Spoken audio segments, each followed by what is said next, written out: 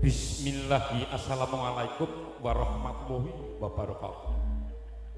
Sang ya para-para kang wis parkes durawuh mungguing sasana tasakuran malimatul urus keparingipun keluarga pamengku gati Bapak Suranto Ibu Painem pilenggah wonten ing dusun Kayeng Desa Gemantar Jumantono Kabupaten Karanganyar. Krana wis purna nggene kepareng angadani tumapak ing tata cara pargyan ngunduh mantu putra kinasih Bagus Sri Wahyudi ing sampun pareng kalaman Hambuja Krama Rayu Adita Murniawati sarjana manajemen putri panjenenganipun Bapak Wakidi Ibu Mudi Rahayu wingking saking Banaran Matesih Karanganyar Tentram. Sumangga nuwun tinar bekaning sasana suka samya kula dherekaken ngaturaken suka syukur mringan santo Gusti Kang Maha Nasa.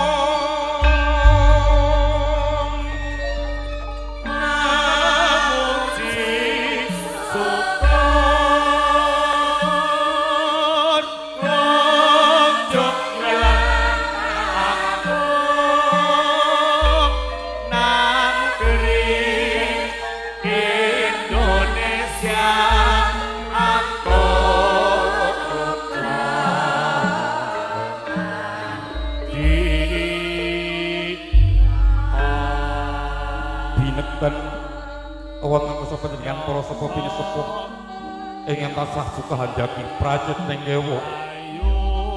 mrengal santo para mulama para kiai ingkang rinten dalu tansah sinayudan pring dasing kaswasih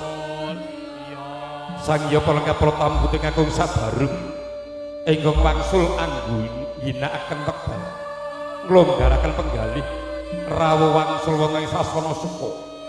tasakuran kalimatul urus pahargyan tali dharma boyong basuki pun napa dene kadang sutresna pametri budaya abiluhur